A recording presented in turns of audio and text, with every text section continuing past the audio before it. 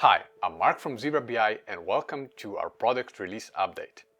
We have some really exciting and new features coming up in this release, mainly regarding the comment improvements, the interactivity controls, and the customization of all three visuals. So please join me and let's see all the new features in action. As you know, the comments are a great feature that add additional insights about your data.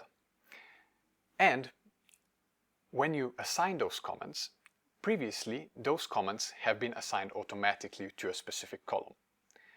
But with the new version of Zebra BI, you can now individually assign those comments to a specific column, and with that you will increase the readability and the precision of what the comment is actually referring to. So let's take a look. So once you have the comments in your comments placeholder and they are displayed on a particular column, in this case it's the variance to plan and it's done automatically, you can now drag and drop those comments to a different column, for example to the plan.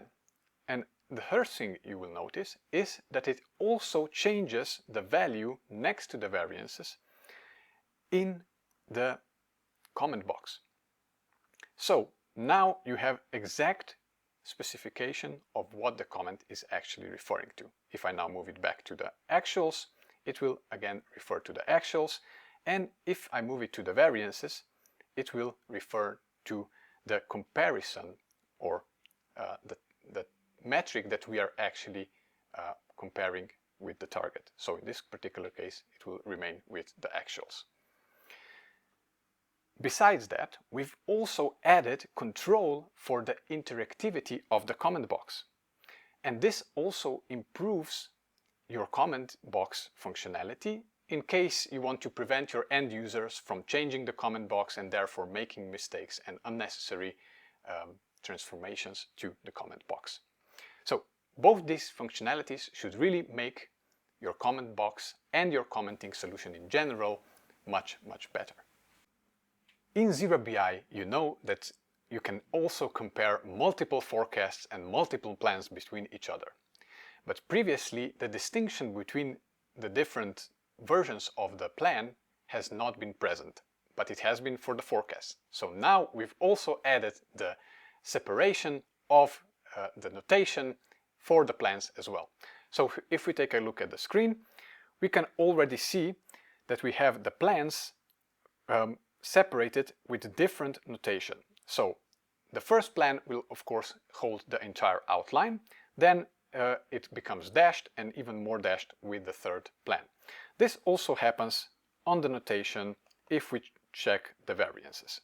So this should make you more comfortable with dealing with multiple plans and forecasts in your data presentation. The Zebra BI charts allow you to make actionable dashboards and standardize them across your reports by applying familiar patterns for actuals, for previous periods, for plan and forecasts. However, the standard way of doing this would be to assign individual measures into the appropriate placeholder buckets. However, you can also do this with the single level waterfall chart. But previously, the notation patterns could not be applied to that single level waterfall chart. So, what we have added in the new version is just that, the ability for you to assign your custom patterns to the waterfall chart. So let's take a look at how you can do this. So first, we see our chart only has one measure in the values placeholder. So this now assigns a specific functionality to this chart. So if we want to present our data with the custom notation, we can now mark those categories with result, right? But the pattern applied by default is the one for actual values. So if we just mark all our results, you'll see that we do not get the familiar patterns. But what we've added with Zebra BI Charts 5.4 is the ability now to go into individual columns and assign the patterns. So, for example, for the plan, for the previous year, for the forecast, and now the chart makes complete sense. So this will make your single level or measure waterfall charts even more actionable and better across all your reports. The readability of the legends is of course a really important part of understanding your data. So in version 5.4 of ZebraBI Charts, we've also added color coding options for your legend items. So let's take a look how you can assign those. First, you select the visual, and under the Format your visual options, you have to go into the design settings and apply your custom formatting. So now when you have the custom styles applied, you can choose More Colors option, and then you can assign your custom colors. So one for previous year, one for plan, one for forecast, for example. But the problem previously was that this was not applied to the legend items as well. So what we need to do now, and you have the option to do it, is go into the legend formatting pane and toggle on the Use Colored Legend Names. Now this should improve the readability across all the charts. So for example, if we take a look also on line charts, waterfall charts, and the column charts, the legend now correctly corresponds to the items on the chart. So this should improve the readability of the legend items for you across all your charts. We have also improved the functionality of the comments in the small multiples of the charts. Previously, only the comments from the first group would be displayed, but now we've also added groups of comments in the small multiples. So let's take a look. If we bring up the comment box in the small multiples, you will notice that now they are separated into individual groups of the small multiples, and you can display the comments directly just by clicking on that particular group. So if you're interested in one, you can select this one or the other, and the comments will be presented nicely in the small multiples as well. So this should also bring the commenting functionality to the small multiples as a bigger improvement in your ZebraBI charts. Having the correct data label density can make or break your charts.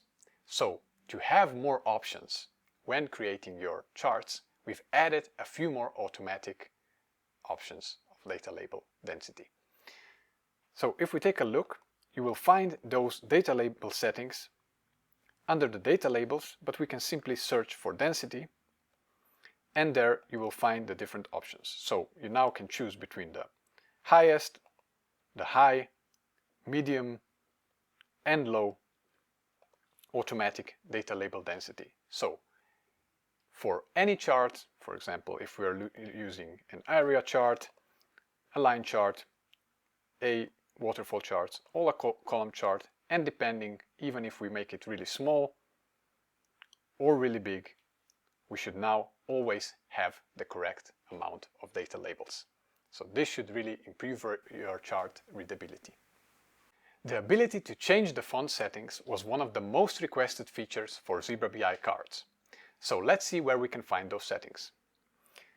If we hover over at the top of the general ribbon, you will find the font settings on the right hand side. And now if we drop down, we can see that we can change pretty much all the labels, the titles, the values, the variances of the cards. So this allows us to select maybe a different font for the title, make it bigger, also maybe change the value of the variance sizes to maybe highlight them even more. But we can also remove the data value by hiding it. So for example, if we make the data value really small and then changing the font color to the background color, we can now have cards that only present the variances and of course have this option as well. So this should make you really comfortable when dealing with cards, also when we are trying to assign the font families depending on our company needs. So this should make your cards even better. The ZebraBI cards visual is a highly interactive visual, but sometimes this can be problematic for your end users because they might have accidentally moved or resized the card or changed some of the labels, and then they'll get lost. So what we've added also in this version of the cards is the control of the interactivity features. So if we take a look, you will find them now under the interaction controls, and by default they will be turned to off. But if you want to, for example, turn individual features back on, you can do so and just keep the most important features that you want your end users present. So for example, in this particular interaction controls, we've just allowed the focus mode, the drill through, and the card toolbar, but all the rest are turned off. So let's take a look now how it looks in the service once published. So by default, the interactivity controls are off, but with the controls on, you can of course do everything. You can move the cards, you can realign them, you can resize them, and also change the different chart settings. And this is something that we sometimes want to prevent. So to make the life easier of your end users, we'll have of course added those controls, and in the second example the resizing and all the rest has been turned to off, but the users can still use the cards to filter the rest of the dashboards and also access the drill through settings in the card settings. Hopefully this will make the cards even better for your end user experience. So to recap, in this release we brought you improvements to the commenting functionality, the customization options, and the controls of interactivity across all three visuals. For the complete list of changes and improvements and bug fixes, please visit our webpage zebrabi.com, where you will find the changelog with all those listed. So thank you, and make your reports actionable and understandable.